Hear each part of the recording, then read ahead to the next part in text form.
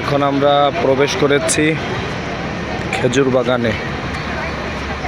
এই যে খেজুর বাগানের দৃশ্য, কত সুন্দর। বাগানের মাঝ থেকে কত ড্রেন করা আছে, ড্রেন থেকে এভাবে বাগানে পানি ভরে দেওয়া হচ্ছে।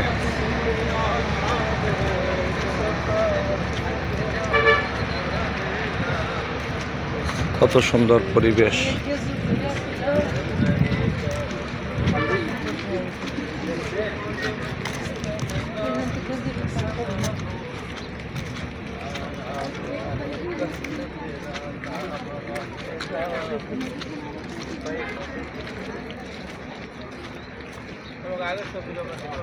কত বিশাল বাগান, খেজুর বাগান।